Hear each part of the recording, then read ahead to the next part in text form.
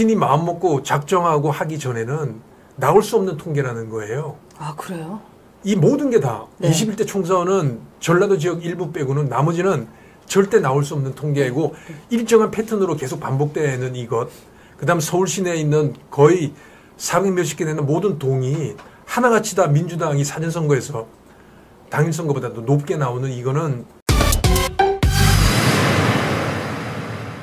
그러니까 본격적으로 왜 이게 부정선거인가 의혹이 무엇인가를 이제 들어가면 사람들 처음에 취재를 시작하면서 만나면서 이런 생각, 야 어떻게 그 소위 이제 한 선거구당 뭐 몇천 표에서 만 표 가까이가 네. 그 제 생각하기로는 네. 추가가 된 건데 네. 이 표를 도대체 어떻게 넣을 수 있지? 아. 그게 그래서 맞는 사람한테 물어봤어요. 이걸 계속 오랫동안 해오셨는데 표를 넣는다면 도대체 어떻게 넣습니까? 넣었다고 생각하십니까?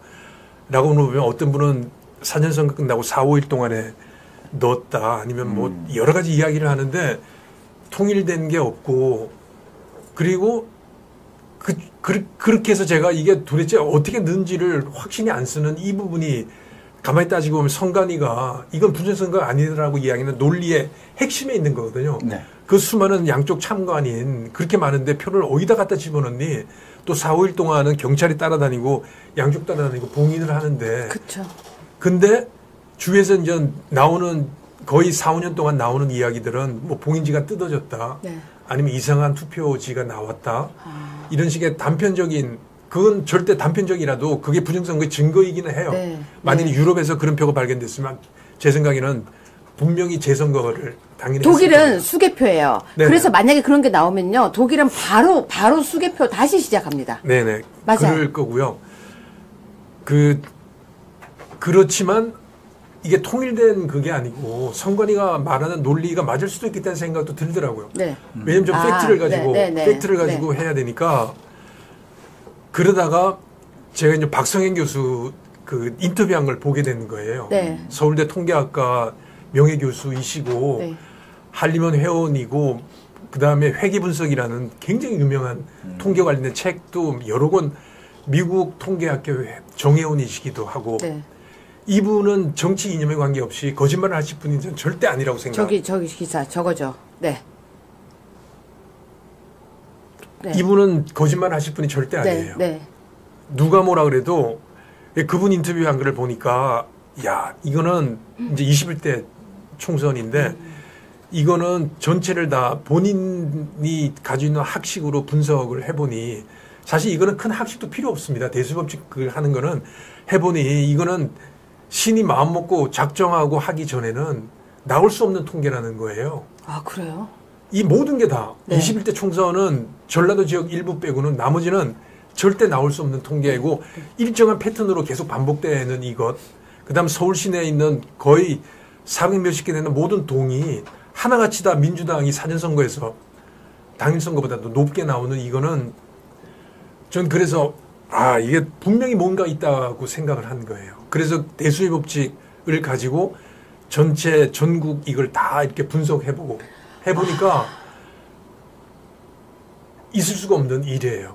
이거는 그 교수님은 신이 개입했다고 말씀하시지만 이거는 외부 세력이 개입하지 않고는 나올 수 없다는 게 저희 40년 탐사보도하고 대형 다큐멘터리를 정말 있는 머리 다 없는 머리 다 해서 만든 그리고 의심스러운 거를 다 파헤치고 한 제 결론으로 이건 뭔가가 있다는 생각이 들었고 근데 문제는 21대 총선 지나고 4년 후에 있었던 작년에 있었던 22대 총선도 결과가 비슷해요.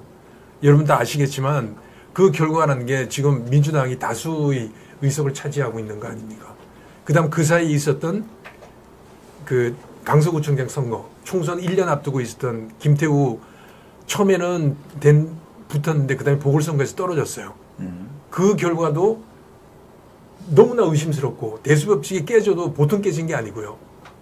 그다음에 작년에 있었던 서울시 교육감 선거 조전혁 다 이긴다 그랬는데 그게 가장 최악의 대수법칙이 깨진 선거였거든. 다음 주에 부산 그게 있더라고요. 부산 교육감 선거가 있는데 전 그 결과가 어떻게 나올지 정말 궁금해요. 유일하게 대수법칙을 적당히 그런 대로 따라왔던 게 22년 총선 대선이 있고 난 다음에 있었던 지방선거는 기가 막히게 대수법칙대로 다 됐어요. 그 결과는 국민의힘이 압승했잖아요. 광역단체장 선거도 민주당은 전라남도, 전라북도, 제주도, 경기도는 그때 간신히 겨우 0.02%인가 그 차이로 이겼고요. 나머지는 그 특정 지역 빼고 나머지는 전체가 다 국민의힘이 이겼거든요. 그거는 조작 안 했어요. 그래서 저는 이런 생각을 하는 거예요.